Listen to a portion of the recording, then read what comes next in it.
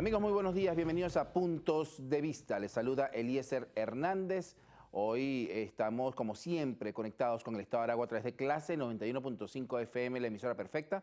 También en el Estado Miranda, en los Altos Mirandinos con Ciudad 106.1 FM y Tropical 100.1 en Guarenas, Guatire. Recuerden que tienen nuestras redes sociales y nuestra aplicación para iOS o Android y descargar allí y llevarlo donde y cuando quiera esta y todas las conversaciones que ha preparado para ustedes Canalí, además de nuestro material de variedades. Nosotros hoy vamos a conversar con Jesús Macei, él es politólogo y profesor universitario, a quien agradecemos que haya tomado un tiempo para estar con nosotros. Profesor, buenos días, gracias. Muy buenos días, Eliezer, gracias por la invitación, estamos a su completa disposición.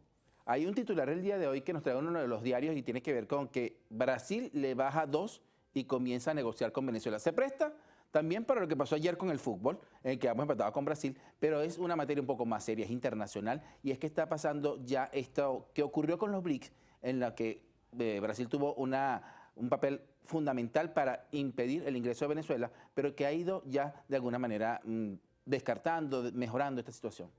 Bueno, las relaciones entre Brasil y Venezuela han pasado por 3 o 4 hitos fundamentales, ¿no? Primero, históricamente hay que ver el contexto histórico de hace más o menos un poco más de 60 años. En la época del gobierno de Rómulo Betancourt al gobierno del presidente León, y cuando las relaciones se rompieron por la implementación de la doctrina Betancourt, porque recordemos que en el año 64 hubo una ruptura de relaciones por el golpe militar en el Brasil. Después, en el año 73, el encuentro presidencial entre Rafael Caldera y Emilio Garrastazu Médici. Luego, en el año 94, la firma del protocolo de la Guzmania entre el presidente Rafael Caldera y el presidente Itamar Franco. Y el último, en el año 2011-2012, cuando el presidente Chávez y la presidenta Dilma Rousseff firmaron el acuerdo que llevó las relaciones entre Venezuela y Brasil a unas relaciones de carácter estratégico.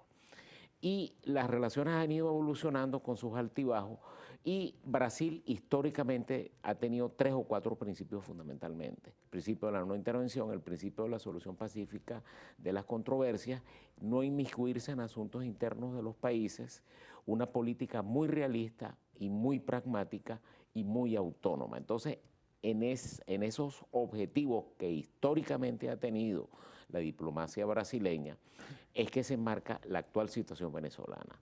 Primero, el veto de los BRICS, y como dijo en su comparecencia anteayer el canciller del Brasil, que se puede buscar en la página web del Palacio de Itamaraty, en la Cancillería brasileña, está el texto completo, tanto en portugués como en español.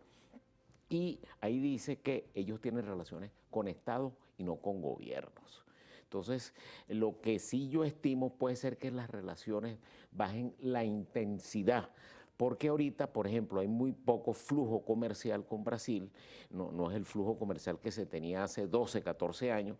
Por cierto, balanza comercial siempre favorable al Brasil y muy desfavorable a Venezuela, porque el único producto que tenía de exportación, el grueso del producto de exportación, era fundamentalmente el petróleo. Y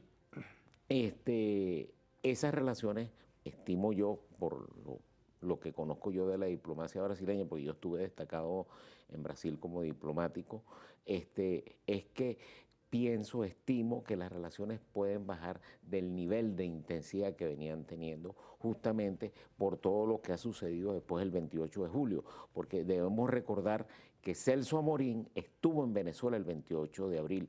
Y otra cosa muy importante, para Venezuela, Celso Amorín, él conoce muy bien el país, porque él fue el canciller que en el año 94 fue testigo de la firma del protocolo de la Guzmania entre Rafael Caldera y Itamar Franco, que también el otro testigo fue el canciller venezolano de aquel entonces, Miguel Ángel Burel y Rivas. Pero Venezuela ha recibido tradicionalmente turistas brasileños, porque además los conecta por tierra, y en aquellos tiempos, recuerdo 98, 99 era Brasil para Brasil era Margarita la playa más cercana que recorrían. por el Y norte. que siguen tomando en este caso, porque ya mejorando y abriendo esta frontera, ya no hay tantos turistas como antes, pero sí están utilizando esta playa, porque es incluso la más cercana para ellos. Sí, no olvidemos que esa carretera es la BR-174, que fue inaugurada por el presidente Rafael Caldera y Fernando Enrique Cardoso en 1997, que justamente conecta el norte del Brasil con el sur de Venezuela y el norte de las playas. Y esa carretera se hizo con la visión geoestratégica de fomentar el comercio y el turismo, y también en lo que se negoció en aquel entonces, la interconexión eléctrica, que creo que en estos momentos no se está surtiendo al norte del Brasil con energía del Guri.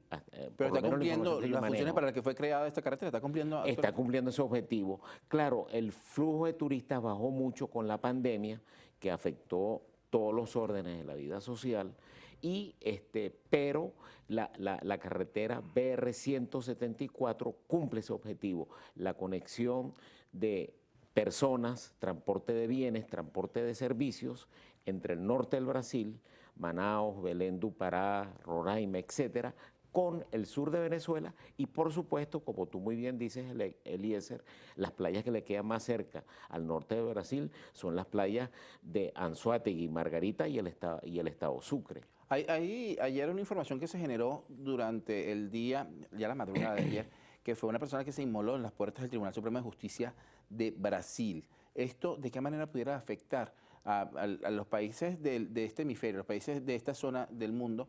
Porque Brasil tiene alguna inestabilidad política en este momento. No, Brasil es una democracia estable, es un país seguro para las inversiones extranjeras. Lo que pasa que, como se vio en las elecciones últimas regionales, hubo dos extremismos que gracias a Dios salieron derrotados, tanto de derecha como de izquierda, y lo que llaman en Brasil el centrão fue el gran ganador en estas elecciones, el centrão político. Entonces, claro, hay personas vinculadas sobre todo a la derecha y a la ultraderecha que quieren crear algún tipo de zozobra, y por eso fue que sucedió este estallido de la bomba en el Supremo Tribunal Federal del Brasil, tratando de crear alguna zozobra. Ahorita se está haciendo un trabajo de inteligencia para ver las ramificaciones de esta persona con grupos o movimientos políticos y qué objetivo perseguía, y si esto puede tener un efecto multiplicador,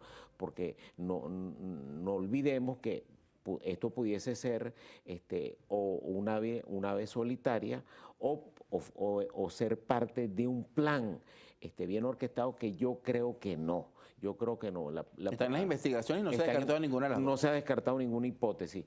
Y está trabajando tanto la Policía Militar brasileña como los órganos de Policía Federal del Brasil en investigar el origen y las causas y las posibles ramificaciones, ¿no? Ahora, ¿cuáles serían las posibles razones que llevaron al gobierno de Brasil, y particularmente a Luis Ignacio Lula da Silva, a no apoyar el ingreso de Venezuela a los BRICS?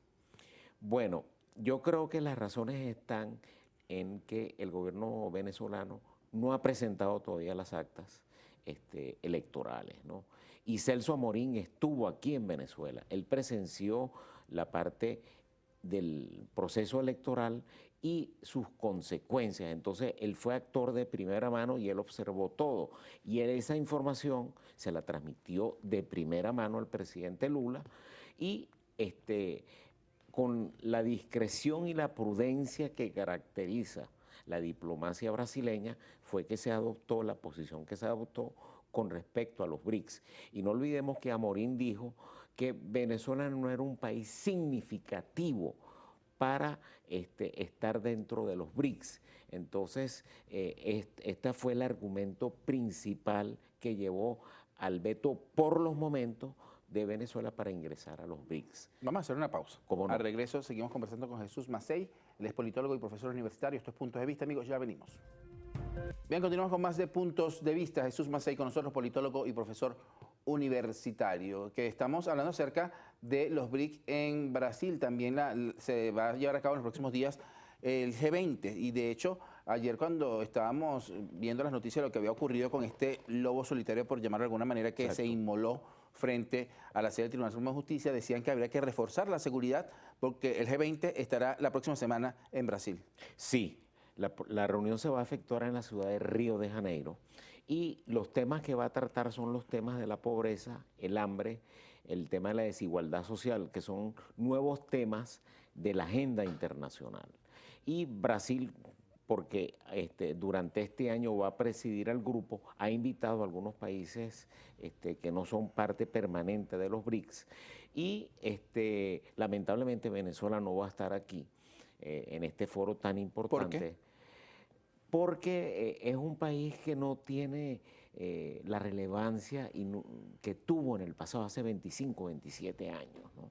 Entonces, de América Latina solamente van a estar México, Argentina y Brasil, solamente. Probablemente creo que va a ir Chile, invitado por el presidente Lula. ¿Y por qué no invita a Venezuela?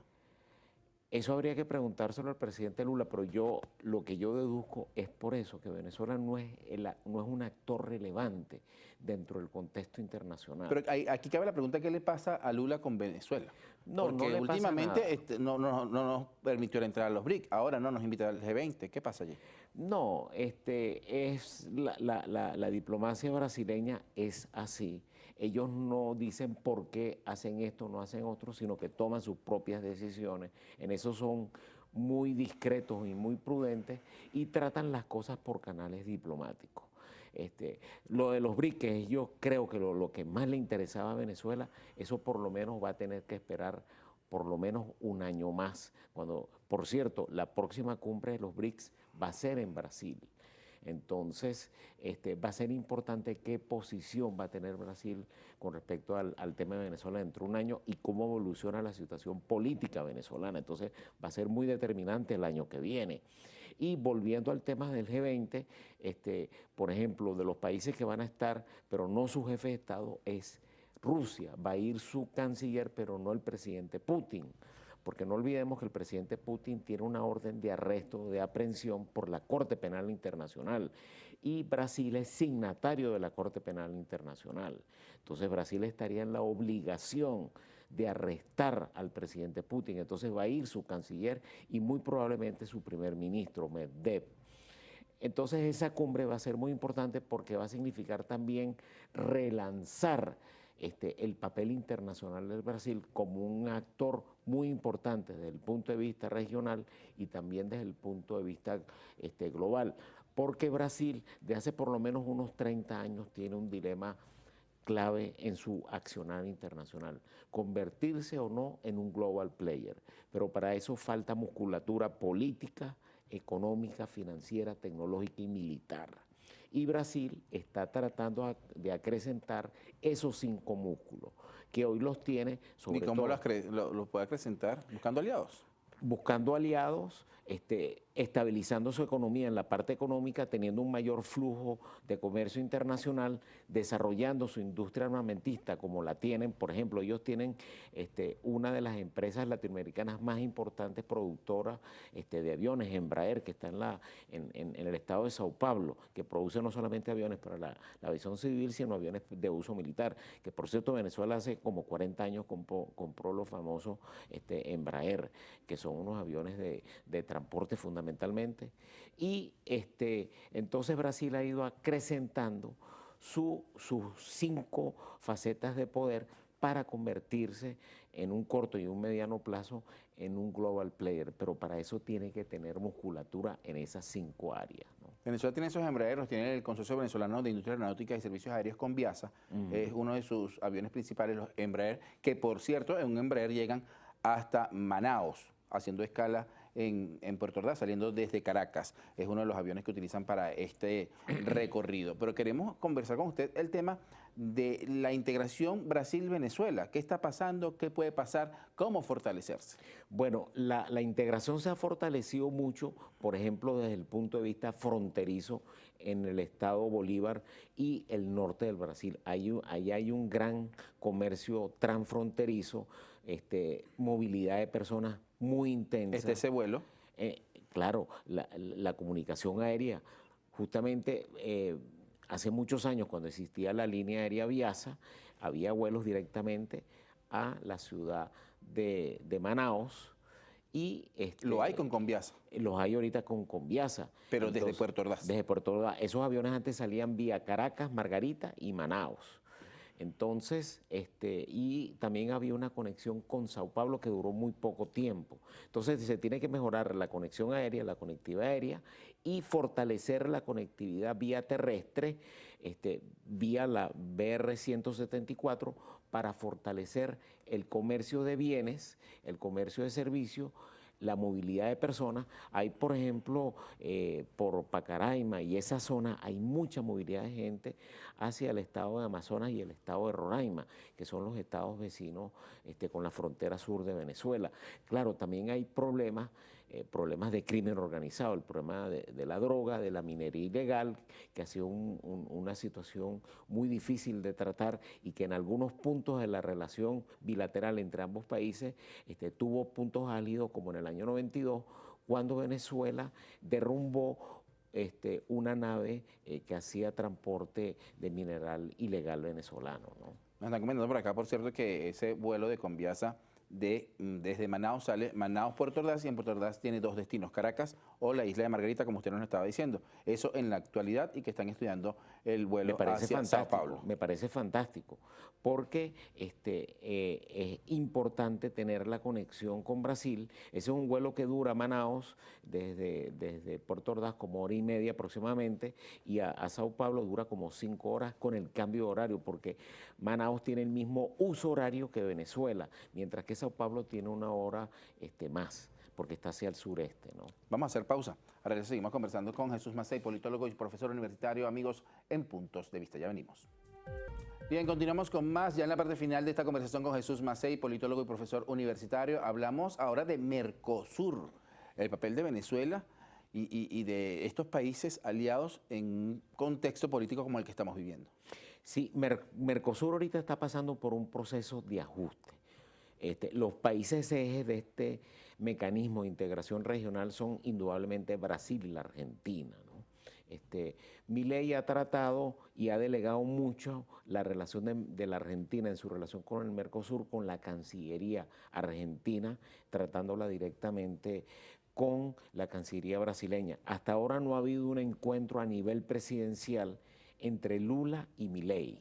No lo ha habido, como no lo hubo en el pasado, cuando gobernaba Alberto Fernández y Bolsonaro en el Brasil.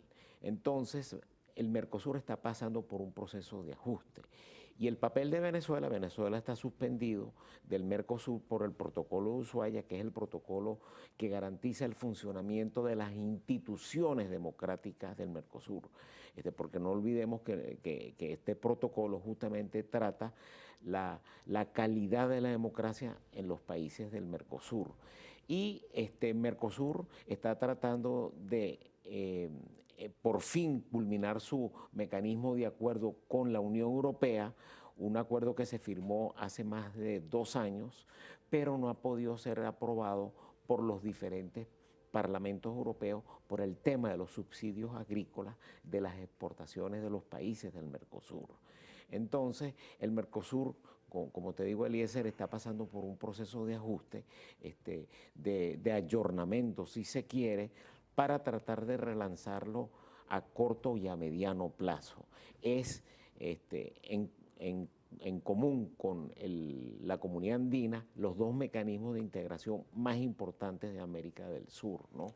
Ayer fue tendencia una nota que se hizo viral, fue la orden de aprehensión contra Cristina Fernández de Kirchner, que además también le quitaron su pensión que ganaba como empleada pública. Haciendo un análisis de lo que esto pudiera traer al contexto internacional, ¿por qué? Bueno, a ella se le está haciendo un juicio por unos casos de corrupción cuando fue presidente de la Argentina, y lo que se le quitó fueron 2 jubilaciones, la jubilación que tenía ella como ex jefe de Estado y la jubilación que tenía por su esposo, el doctor Néstor Kirchner, que fue presidente de la Argentina antes que ella. Entonces, esas 2 jubilaciones le fueron quitadas por una decisión judicial. No fue el gobierno argentino, fue una decisión judicial. porque ella está en un proceso de juicio y además, aparentemente, hubo también una decisión de inhabilitarla de por vida para ejercer cargos públicos. Y una orden de aprehensión por 6 años. Hay una orden de aprehensión para que cumpla una pena de 6 años justamente por esos delitos. Entonces, la política argentina también está muy polarizada entre los partidarios de Milei y el Partido Justicialista Argentino, ¿no?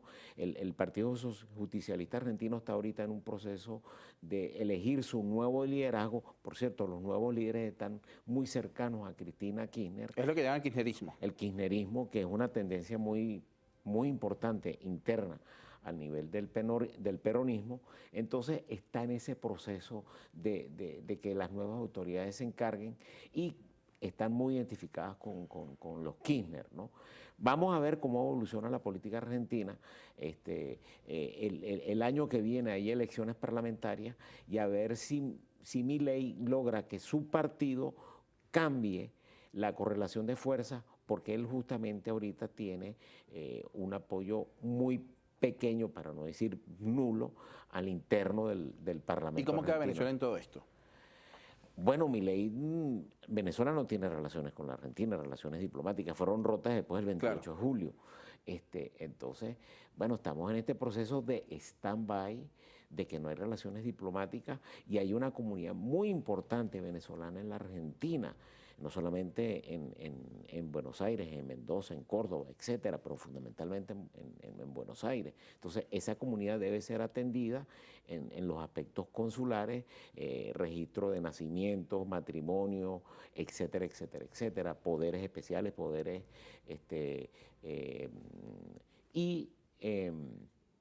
esa comunidad, como te digo, Eliezer, tiene que ser atendida. Entonces, yo lo que aspiro que las relaciones se puedan normalizar en un futuro cercano. Ahorita no soy muy optimista en ese sentido, ¿no? Por justamente la polarización que hay entre ambos países, y yo creo que va a ser muy determinante cómo quede el año que viene las elecciones parlamentarias, ¿no? En Venezuela y en Exactamente, Argentina. porque hay elecciones en los dos países, ¿no? Y pudiera ser determinante. Sí. Muchísimas gracias, profesor, por acompañarnos. Eliezer, siempre a la orden y bueno, y aquí estamos a ustedes para servirles. Muchas gracias. A usted, profesor Jesús Macei, politólogo y profesor universitario. Amigos, nos despedimos así de esta semana, porque ya hoy es viernes 15 de noviembre. Nosotros nos vemos el lunes a las 7:30 de la mañana. Por ahora, que tengan todos un feliz fin de semana.